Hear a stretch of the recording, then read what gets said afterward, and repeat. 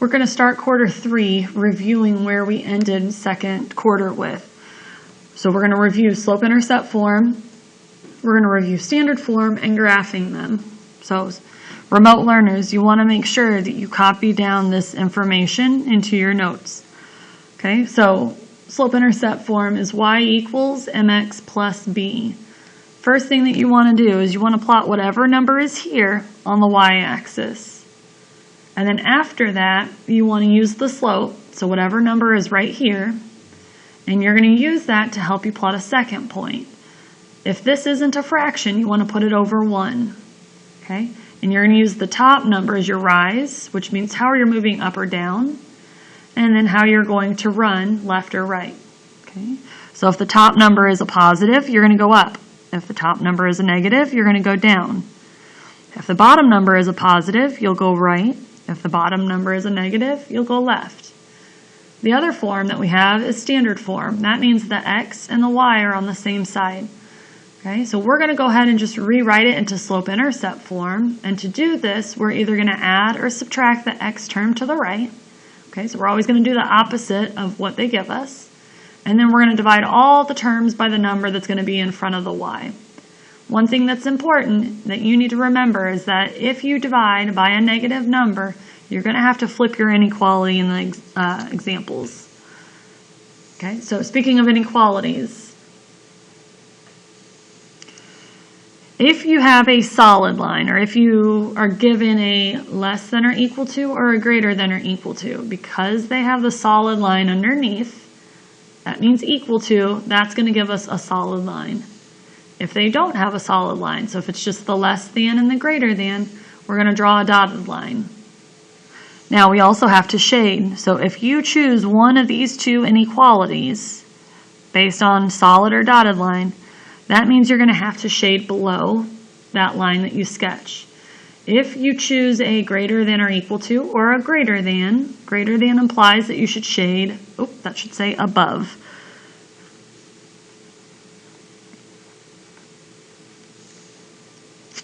All right, let's look at an example. Again, remote learners, you're going to want to sketch this little 5x5 graph, plot a point here at the 5, plot a point on the x-axis at -2, draw a solid line, and shade.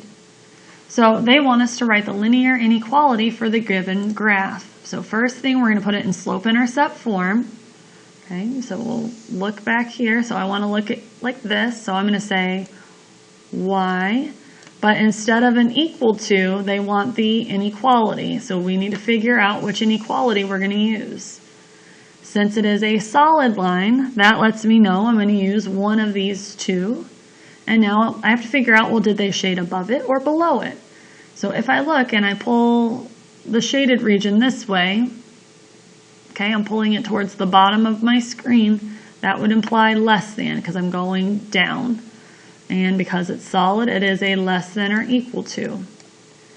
Right? Next thing is I want to figure out what my slope is. So I'm going to figure out from this point to that point, what's the rise? So we're going up 1, 2, 3, 4, 5. So I increased by 5. And then I went to the right, 1, 2. So that's a positive 2.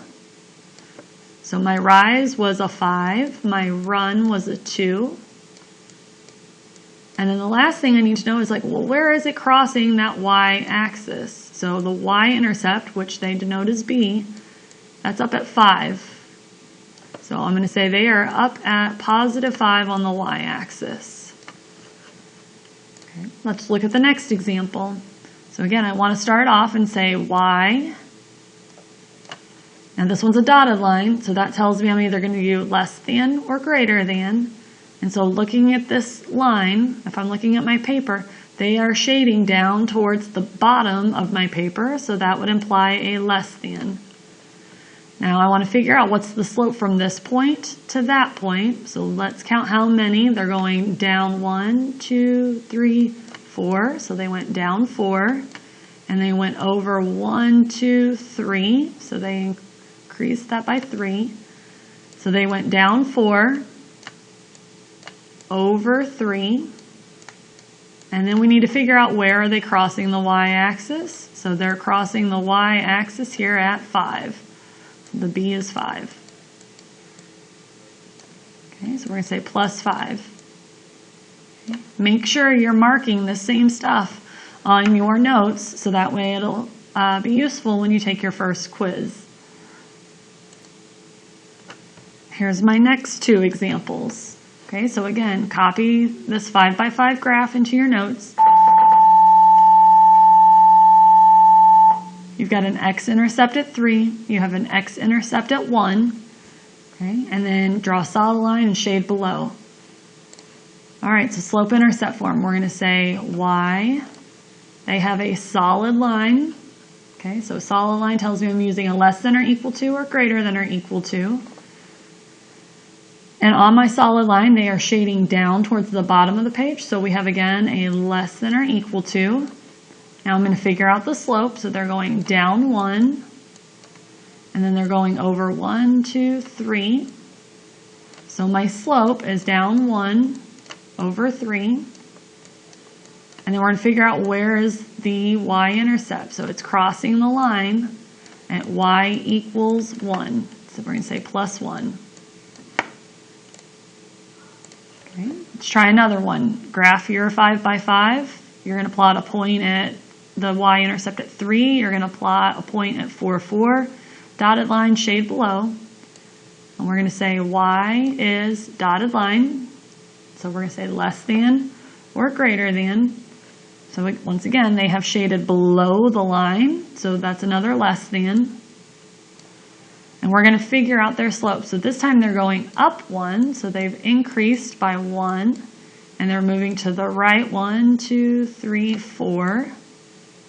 So the slope is up 1, and then they went over 4. We're going to put our x, and then you're going to tell me where are they crossing the y-axis? Well, they're crossing the y-axis here at positive 3. So we're going to say that the y-intercept is plus 3. Now let's practice some where we're going to graph the linear inequality. Okay, so I can see that on this first example that they have it in standard form. So for standard form, I want to rewrite it into slope-intercept form. So the first thing that I'm going to do is I'm going to add or subtract the x term. Since their x term is a positive, I'm going to go ahead and subtract it. So I'm going to say subtract 2x. Subtract 2x. That way my 2x's cancel. And then I have negative 5y greater than or equal to. We're going to write the x term first. So we're going to say the negative 2x. And then we're going to say minus 20. And then after that, we're going to do a division of all the terms by the number that's in front of y. So we're going to divide everything by negative 5.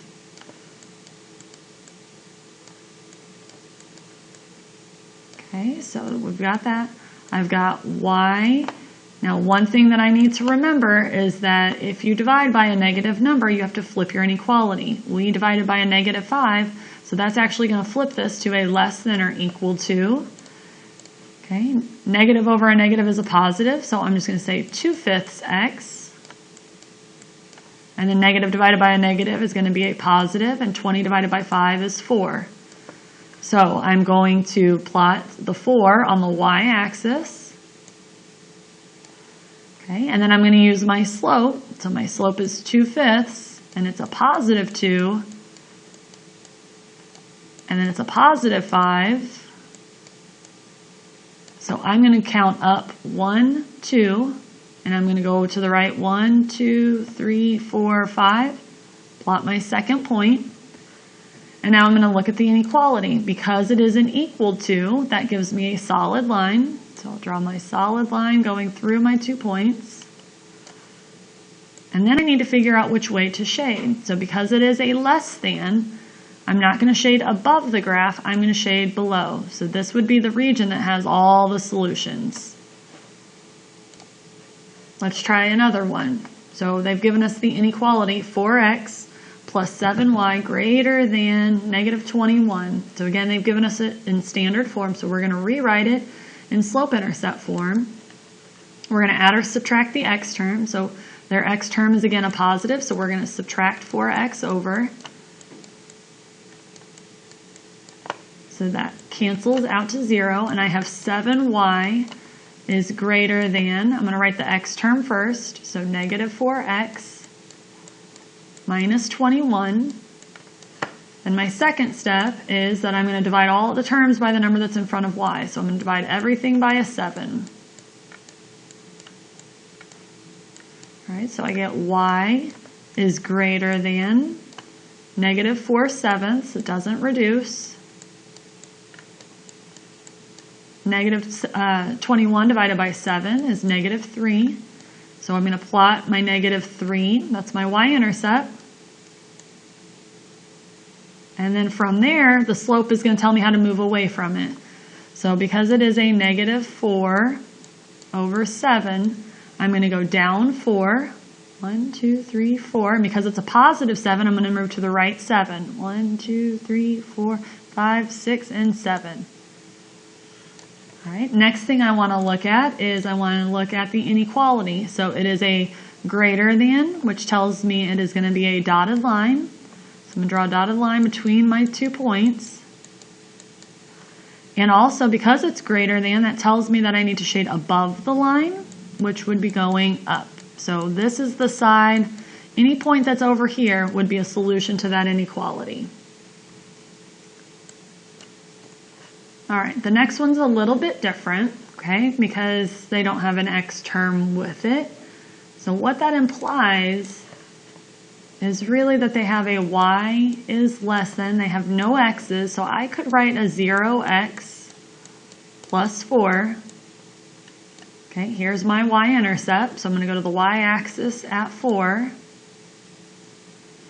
And I have a 0 slope, and if I wanted to, I could think of it as a fraction still. Some of you remember what a 0 slope looks like. If you don't, this is my rise, this is my run. So they're telling me not to rise any. Okay, so we're not going to rise, but we are going to run 1.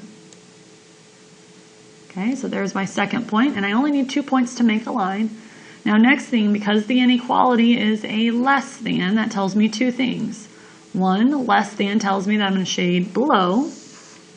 Okay.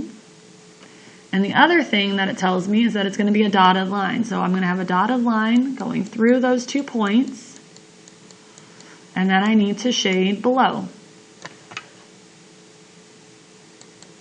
Last example. This one has x is greater than or equal to negative 3. The previous example was y and then a number, and that was a horizontal line. So if it's just x, we're going to go to the x-axis at negative 3. And it is actually going to be a vertical line. The y was a horizontal line on the previous example. So an x by itself is a vertical line. And because it has the equal to, that tells me it's going to be a solid line. Whoop, kind of got off there a little bit. And greater than, and tells me which side. Now, the x's are getting bigger, greater than negative 3. That would imply these numbers. 2 is bigger than negative 3. 4 is bigger than negative 3. So the solutions are over here. You get bigger on the right of something. And that concludes our lesson.